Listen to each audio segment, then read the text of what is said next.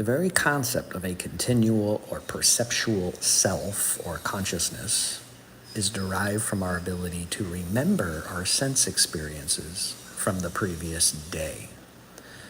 If each morning you awoke with no recollection of who you are prior to this new birth, like a baby, you would be unable to infer any sense of a continuous self.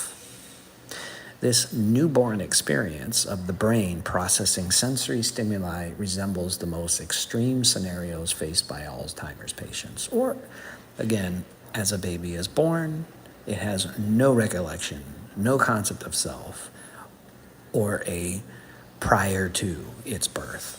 Or maybe possibly they have sense stimulus in the womb, but even, again, from the moment there is sense stimulus and a brain that can process that and receive that information and process that information, there is no memory prior to any experience, quote unquote, or life or self or anything before that moment of sense stimulus.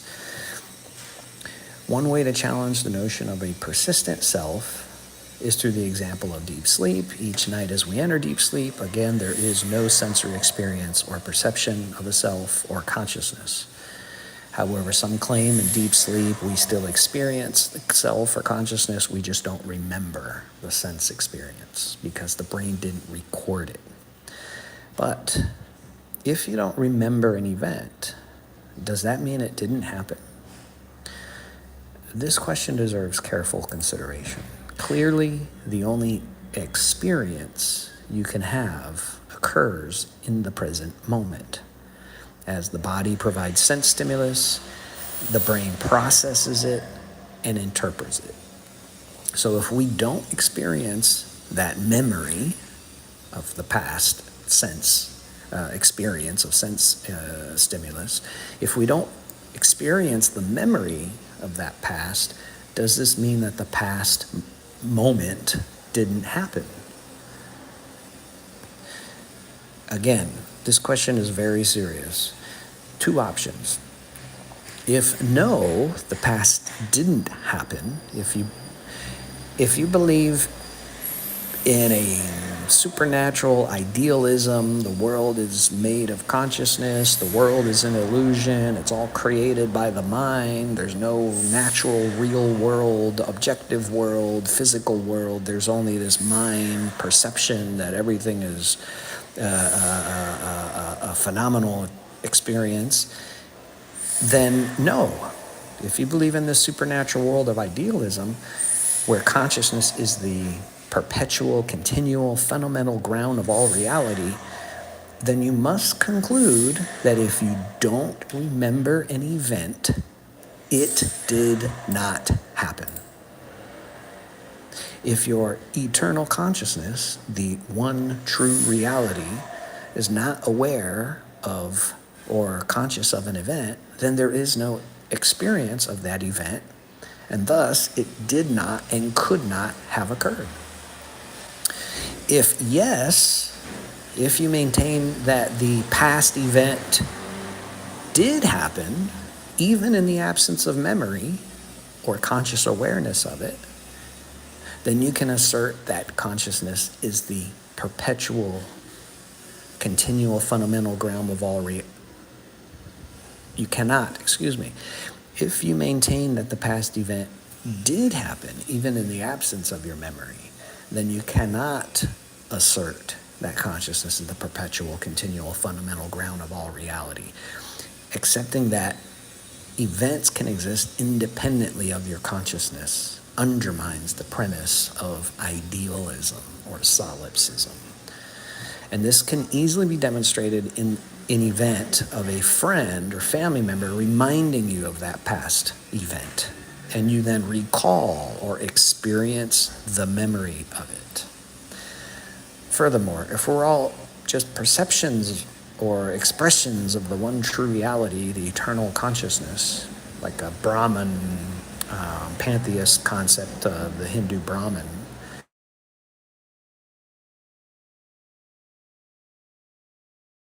remembers and is conscious of events and experiences you had as a baby or child, and yet you don't. Is your mom's consciousness the one true reality, or is yours? And how are they both expressions of the one true reality when they contradict each other as to whether or not the past events or experience actually happened?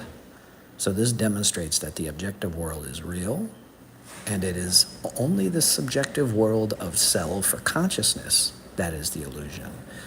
As again, the Buddhist skandhas show there's no self, only impermanent and temporal sense stimuli and mental activity. There is no conscious sentience, just neurons firing in response to stimuli. We label this process as the self, but it's merely the body. If it were more than that, why would my consciousness be limited to just my body and not shared among others? What I call me is this body. Otherwise, I could experience your body's sense stimulus as well. Consciousness is simply the brain's processing of sense stimuli.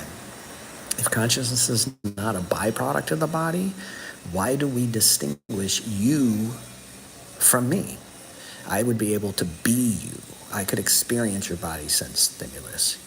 I could experience your thoughts, your experiences, your memories, but I cannot. This reinforces the notion of anatta, or no self. Furthermore, after your body dies, your consciousness would have no capacity to see, hear, smell, taste, or touch without the body.